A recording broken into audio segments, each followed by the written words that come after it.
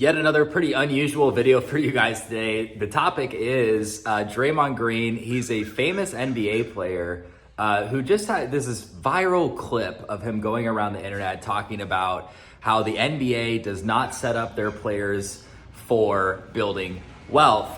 In fact, he's complaining about the inability to create wealth if you make millions and millions and millions of dollars every single year. Obviously, this clip is getting a ton of backlash online because, you know, the dude has made I think his career earnings are on track to make $250 million, which is obviously by anyone's standard, a ridiculous amount of money.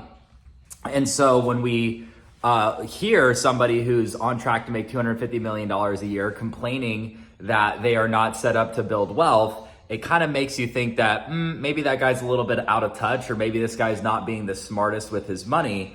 But I think what people reacted to even more than that was what he blamed all of his struggles to build wealth on.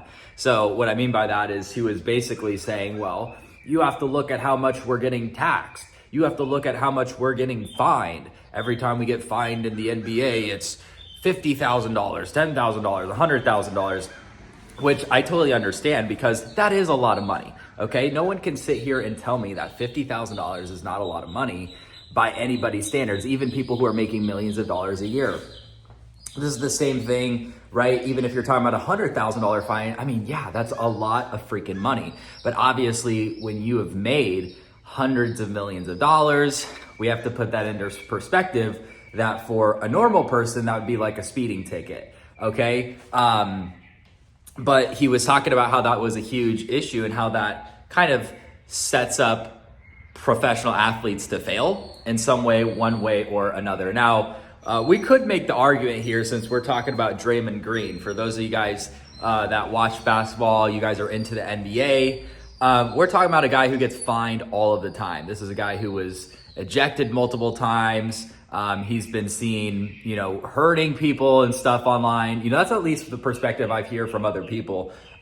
You may or may not have your own opinion about that. I mean, again, he's a public figure, so people are going to have different opinions on him, and people who like other teams, they're not going to like him naturally because they're not a part of his team, right? They want to see other teams lose. So I totally understand that. But hearing somebody who's making all of this money talking about, well, we are not set up to be wealthy as professional athletes, it sounds a little ridiculous. But I get what he's trying to say, because as you probably know, there's a lot of professional athletes out there that make boatloads of money and then they just end up going broke, right? A really good example of this, recent example, is a guy named Antonio Brown. He was an NFL player, very talented, incredible football player and athlete, but obviously somebody who's just not very smart financially, right? Because this is a person who earned, again, pretty close to $100 million. I think his total earnings were like $85 million, but still very, very close to $100 million. And he recently filed for bankruptcy. In that bankruptcy, you get to see everything that's disclosed in that bankruptcy. What we found out is that he owes around $6 million in debt, millions of dollars in debt, something like that. And he only has $50,000 of assets. I mean, imagine that, guys. Imagine you get paid $85 million and all you have left to your name is $50,000 in assets. There's no way. That's insane to me. But again, I totally understand where Draymond Green is coming from by saying we're not set up for wealth, because a lot of professional athletes, right, before they get all the money, before they get all the fame, they usually are actually a lot of times, in many cases, not in good financial positions, right? And this is actually what makes a lot of NBA stories and characters so motivational and inspirational as well. You look at someone like a LeBron James, who grew up in not very good conditions, right? Still managed to make it out of that situation and become a billionaire, right? I mean, that's a guy who's been very smart financially, but we have also seen so many cases of people making so much money, tons and tons and tons of money, hundreds of millions of dollars, and then blowing it all, just like I said with Antonio Brown. So I think that in the future, what they should do is set up some sort of financial education for these athletes, because time and time again, we see these athletes continuing to make all of this money just to end up blowing it all. Like literally, it's baffling to some of us that look at the amount of earnings that these guys bring in and how they have virtually nothing left. But then you hear the excuses that some of these athletes give, and it's really not good, right? The first one was, like I said, was the fees. Oh, well, I get fined because I did something wrong and I have to pay all this money. So just so you know, when you're fined in the NBA, apparently, that's based on what the NBA tells the public, 100% of the proceeds go to a charity. They don't disclose which charity it is, they just say it goes to charity. So I guess we just have to trust that. But apparently that's where all the fine money goes. However, like I said, yes, $50,000 is a lot of money.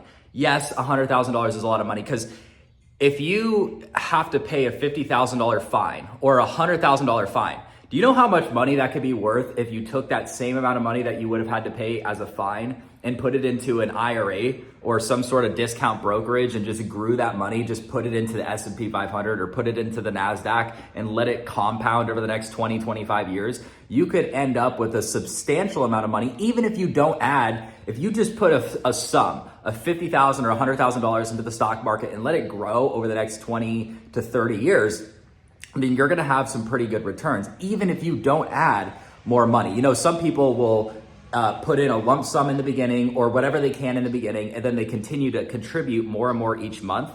Well, you could just put a big lump sum in and never invest any more ever again and just get a constant return on your investment year over year, and you can let that money compound, right? And so that's where, again, I think that a lot of these athletes need to be educated financially, because none of them are getting any kind of training, none of them are getting any kind of education, and they're being handed millions of dollars when they're not used to it. And so therefore they end up just not using it in the right way. They don't know how to sustain that wealth, which is kind of a very interesting yet shocking topic to cover here, because again, these guys should be financially educated. I mean, they're worth millions of dollars. I think that a lot of times what ends up happening is they go with a financial advisor, they pair up with some company that helps them. But at the end of the day, again, if you're not the one that's actually getting educated and you just hand off all the work to someone else, you still don't know what you're doing. You're just trusting that other people know what they're doing and that they're gonna actually help you out. But if you don't have any of your own knowledge and your own control over your money, then you may not see you might have something bad coming and you might not even see it coming up. Like I said, you might put your trust into the wrong people. It's just always good to have your own knowledge about this stuff.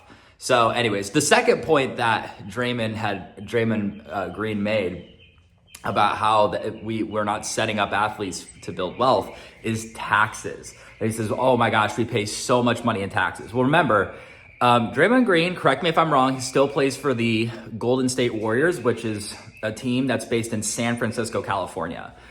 Obviously, California is one of those states that has some of the highest tax rates in the entire country, right? And also, by the way, another thing I wanted to say in this video is I haven't seen any other NBA players complain about this. I haven't seen anybody else talking about taxes or fines or fees or anything like that ever. It's only been Draymond Green. And again, he gets fined a lot. He was ejected multiple times in this last season. I believe he was suspended for a little while too. Those of you guys that follow the Warriors and stuff, let me know down below in the comments if I'm wrong here. But again, of course, somebody who gets fined a lot is going to complain about these things. I don't see a lot of other players saying that. But anyway, besides the point, I think that Draymond, again, he lives in California and San Francisco. The Bay Area in general is extremely high cost of living and super high taxes. So of course, that's part of the problem right there. Now, obviously, if your whole career is I'm an NBA player and I play for this specific team, yeah, it's not like he can just relocate. It's not like he can just move to Florida, move to Nevada, and then has to fly every time he goes to practice or goes to a game. No, obviously, these players are local to the team that they play at so that they can make their job easier, right? And they can perform at the highest level. So there are some interesting sticky points there. But what I would probably do if I were him is I would probably find a really good accountant, somebody that specializes with working with pro athletes. I mean, there's tons of accountants out there, and there are certain accountants that specialize in working with actual athletes to help them save money on taxes, right? I'm sure that he's looked into options like that. But again, one big thing that wealthy people do is they reduce their taxes. I mean, are you telling me that there are not multi-million? I mean, there's tons of people that are richer than Draymond Green that live in his area. You think that they're obviously, just sitting there taking hits on their taxes all the time? No, what wealthy people do is they find really talented accountants. They find really talented people to help them, balance their books, help them reduce their tax liability, all that kind of stuff. And so I think that there's lots of options for him. But to sit here and say, this is an excuse, I'm never going to be set up for wealth, it's just a bad mindset to have. I mean, someone that's put in a position where they're making millions of dollars a year is extremely fortunate, right? Most people will never have that kind of money coming their way. They'll never have that kind of experience. So I think what needs to happen is that a lot of these wealthier people, right, when they say things like this, it comes off as being out of touch with public, because most people are making $50,000 a year or $70,000 a year or even $100,000 a year. People are starting to struggle. So when you see somebody who's making hundreds of millions of dollars a year saying that they are not set up for wealth and that things are like the odds are against them, it just comes off a little bit silly. But anyways, this is why, again, I recommend that not just pro athletes get educated about the stock market and investing and how to build wealth over time, but everybody should do this. That's why I have my online investing club. If you guys are new, if you guys are a beginner and you want to learn more about building wealth in the stock market, click the link down below in the description and check out my online investing club. You guys get my watch list, my stock picks, you guys get all that kind of stuff. And you get access to my full length course that's for beginners. It teaches you all the basics and fundamentals, everything you'll need to know. So consider checking that out down below. You guys will be able to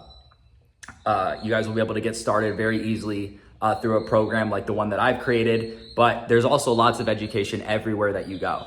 So just get started is my recommendation. If you want a paid program like mine, you can check it out, but there's lots of free information out there as well that can get you started. The most important thing is that you start learning as soon as possible. Now, I want to hear your guys' take on this situation. What Draymond Green said, is he being a little bit silly, or do you think that his argument's legit? And he's making some good points? Let me know down below in the comments. I'll see you guys in the next video.